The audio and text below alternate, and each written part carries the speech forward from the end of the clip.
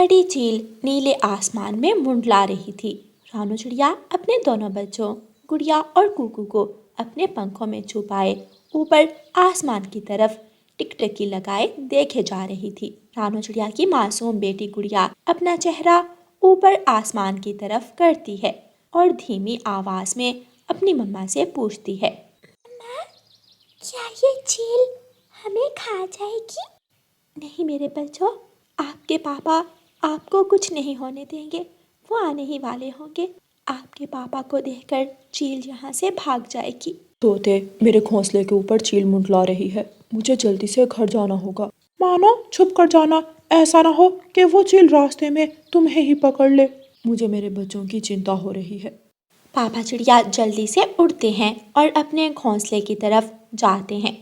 चील तेजी से रानू चिड़िया के घोंसले की तरफ बढ़ती है।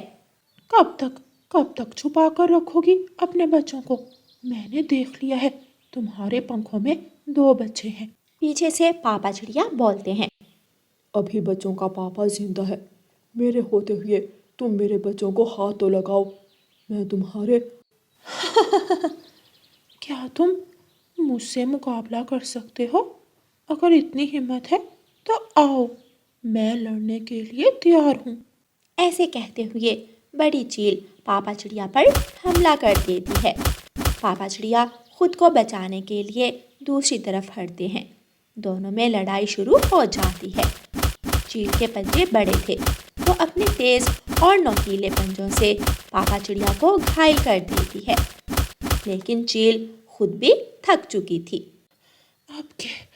अब के बार मैं जा रही हूँ, लेकिन याद रखना, मैं लौट कर आऊँगी।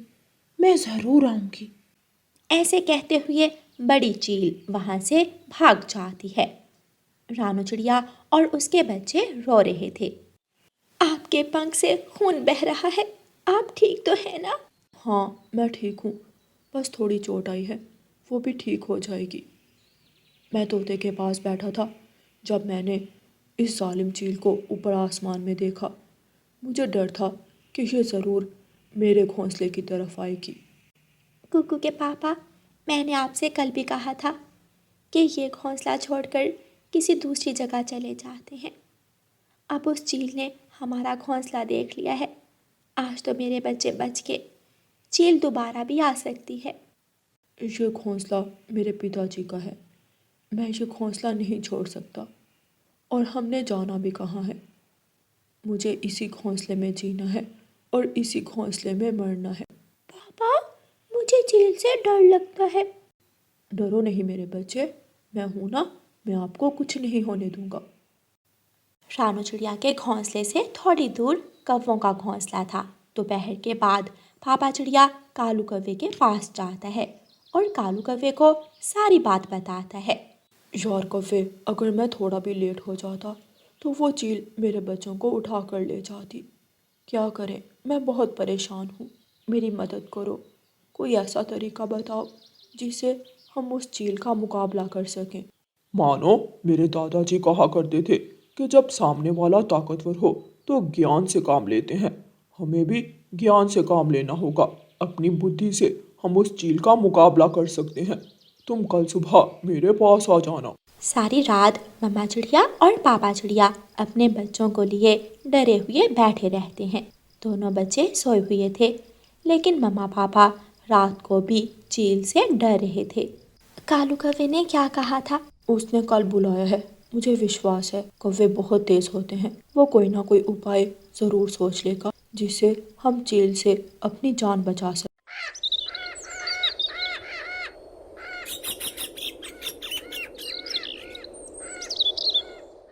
दूसरी सुबह पापा चिड़िया कालू कौवे के पास जाता है।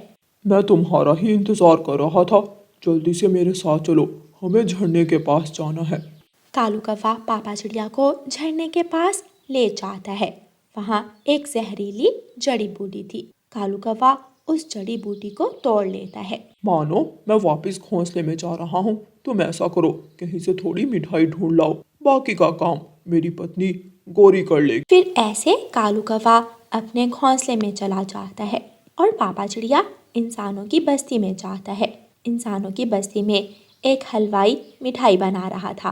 पापा चिड़िया थोड़ी दूर जाकर बैठ जाता है। जैसे ही हलवाई इंसान अपना ध्यान दूसरी तरफ करता है, पापा चिड़िया एक लड्डू उठाकर वहां से जंगल की तरफ निकल जाता है। गौरी कवि उस लड्डू पर जहरीली जड़ी बूटी का रस डालती है। कालूपति जी, मुझे डर लग रहा है। अगर चील को शक पड़ गया तो वो मुझे कच्ची खा जाएगी। गौरी, आज चिड़िया को उस चील से खतरा है। हमारे घोंसले में भी अंडे हैं। कल हमारे अंडों से भी बच्चे निकलेंगे, तो क्या वो चील कल हमारे बच्चों को छोड़ देगी? हाँ कालू, बात तो ठीक है। उस चील को ठिकाने लगाना ही होगा। फिर गौरी कवि वो जहर वाला लड्डू लेकर चील के घोंसले की तरफ उड़ती है। कवि, तुम यहाँ क्या करने आई हो? चाची चील, मेरा पति कालू कौवा पुलिस में भर्ती हो गया है। उसी खुशी में मैंने पूरे जंगल में लड्डू बांटे हैं। मैं तुम्हें भी लड्डू देने आई हूँ। मैंने सोचा, क्या दुश्मन क्या दोस्त, ऐसे खुशी के मौके पर मैं आपको भी लड्डू खिलाती हूँ। अच्छा, तो तुम चील से दोस्ती करना चाहती हो ताकि तुम्हें मुझसे कोई नुकसान ना पहुँचे। ठीक है, अगर तुम मेरे लिए लड्डू लाई हो तो रख लेती हूँ। बड़ी चील गौरी कवि से जहरीला लड्डू लेकर खा लेती है। थोड़ी ही देर बाद चील का सर चकराने लगता है और वो घूमती हुई धड़म से पेड़ से नीचे गिरती है और वहीं मर जाती है। गौरी कवि ने बहुत बहादुरी से जालिम चील को ठिकाने लगाया था और अपने जंगल में रहने वाले अपने दोस्तों को जालिम चील से बचा लिया था। प्यारे दोस्तों, कभी कभी हमें ताकत से ज़्यादा ज्ञान से काम लेना पड़ता है, इसलिए हमेशा बुद्धि से काम लें और किसी भी मुश्किल से निकलने का उपाय सोचें। और प्यारे दोस्तों, इस कहानी को लाइक, अपने दोस्तों के साथ शेयर और चैनल को सब्सक्राइब करना बिल्कुल मत भूलना। आपका धन्यवाद। रानो चिड़िया की ऐसी कहानियाँ सुनने के लिए YouTube सर्च बार में रानो चिड़िया की कहानी लिखें या फिर ये बटन दबाकर बोलकर कहें रानो चिड़िया की कहानी। बचाओ बचाओ, कोई मेरी मदद करो, मेरा पाँव झाड़ियों में फंस गया है, कोई मेरी मदद करो। चिड़िया के समोसों के ठेले से थोड़ी दूर गौरी कवि शोर मचा रही थी। अरे, ये तो गौरी कवि की आवाज है। चिड़िया जल्दी से उड़ती है और गौरी कवि के पास जाती है। चिड़िया, मेरा पाँव इन झाड़ियों में फंस गया है। गौरी, तुम यहाँ आई क्या करने थी? मैं दाना लेने इन झाड़ियों में आई थी कि मेरा पाँव फंस गया। जैसे ही चिड़िया गौरी कवि को झाड़ियों से निकालने जाती है, कालू कौवा शाख से उड़ता है और जल्दी से जाकर चिड़िया के 2 समोसे चुरा लेता है और वहाँ से भाग जाता है। लो, हो गया, निकल गया तुम्हारा पाँव, अब दोबारा ना फंसा लेना। चिड़िया वापस अपने समोसों के ठेले पर चली जाती है। कालू जी, चिड़िया तो सच में ही मुझे झाड़ियों में फंसा हुआ देखकर परेशान हो गई थी। चिड़िया बेचारी भी पागल ही है। वो ये नहीं जानती थी कि ये तो हम दोनों ने मिलकर चिड़िया के समोसे चुराने का प्लान बनाया था। गौरी और कालू कौवा मजे मजे से चिड़िया के चुराए हुए समोसे खाते हैं। उन कौवों का तो काम ही चोरी का भोजन खाना था। दूसरे दिन मिठू तोता बेचारा बहुत मुश्किल से मीठा अमरूद ढूंढ कर लाया था। तोता अपने घोंसले में बैठकर वो अमरूद खाने ही वाला था कि वहाँ गौरी कवि आ जाती है। तोते तोते, चिड़िया अपने घर की छत से गिर गई है, जल्दी जाओ, वो मर जाएगी, उसने तुमसे कोई बात करनी है। नहीं गौरी, ये नहीं हो सकता, चिड़िया हमें छोड़कर नहीं जा सकती। तोते, समय नहीं है, बाद में रो लेना, पहले जल्दी से जाकर चिड़िया की बात सुन लो। तोता अमरूद अपने घोंसले में ही छोड़कर रानो चिड़िया के घर की तरफ जाता है और गौरी कवि आराम से तोते का अमरूद उठाकर वहाँ से चली जाती है। चिड़िया अपने घर के दरवाजे की मरम्मत कर रही थी। चिड़िया दरवाजे में कील लगा रही थी। चिड़िया, रानो चिड़िया, क्या हुआ आपको? आप ठीक तो हैं? तोते भैया, आप तो हर समय घबराए हुए ही आते हो। मैं ठीक हूँ, मुझे क्या होना है, मैं तो अपने घर का दरवाजा ठीक कर रही हूँ। तो फिर उस गौरी की बच्ची ने मुझसे झूठ क्यों बोला? फिर अचानक तोते का ध्यान अपने अमरूद की तरफ जाता है। मेरा अमरूद, वो कभी मेरा अमरूद चुरा कर ले जाएगी। तोता पीछे भागता है। तोते मेरी बात तो सुनो। क्या बात है, कुछ बताओ तो, हुआ क्या है? मगर तोता तो चिड़िया की बात सुने बिना ही अपने घोंसले में पहुंच जाता है। ले गई। वो गोरी की बच्ची मेरा अमरूद उठा कर ले गई, इसलिए तो उसने मुझे चिड़िया के पास भेजा होगा। तोता अपने घोंसले के पास बैठकर रोने लग जाता है। कालू जी, अगर तुम मेरे लिए दाना चुरा कर लाते हो तो देखो, मैं भी तुम्हारे लिए तोते का अमरूद चुरा कर लाई हूँ, और वो भी दिन में। गौरी, वो तोता कैसे तुम्हारी बातों में आ गया? मुझे गौरी कहते हैं, गौरी। किसी को उल्लू बनाना तो कोई मुझसे सीखे।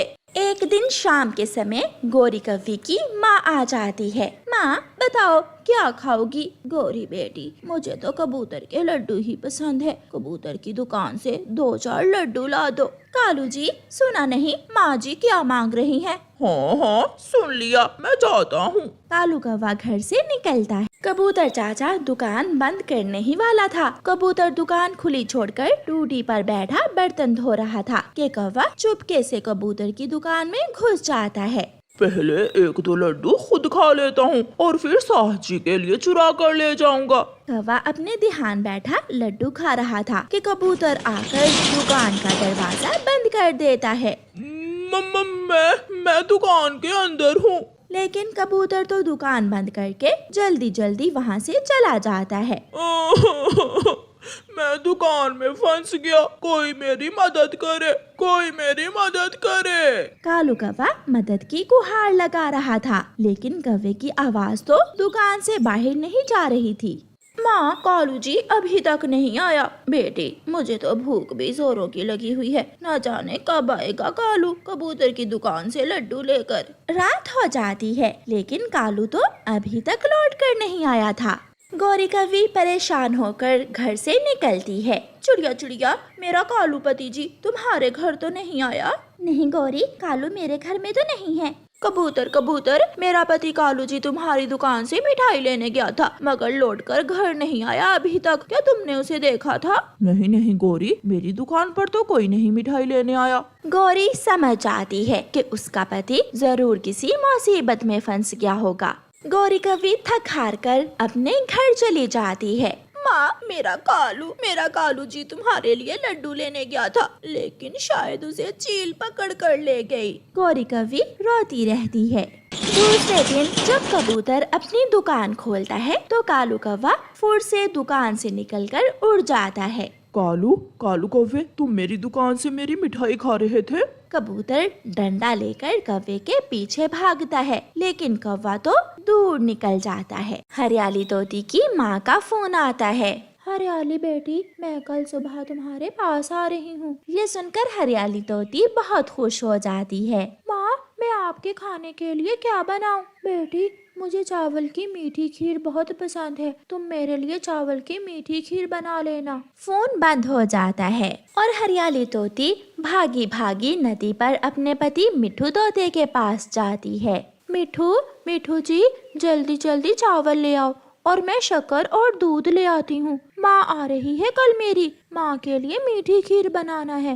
माँ के बहाने मुझे भी मीठी खीर मिलेगी। मेरा भी कई दिनों से चावल की मीठी खीर खाने को बहुत दिल कर रहा है। मिठू चावल लेने चला जाता है और हरियाली शक्कर और दूध लेने चली जाती है। चाचा कबूतर, ये लो बाल्टी और मुझे 50 रुपए का दूध दे दो और थोड़ी शक्कर भी। गौरी कव्वी जो वहाँ बैठी हुई थी हरियाली से पूछती है।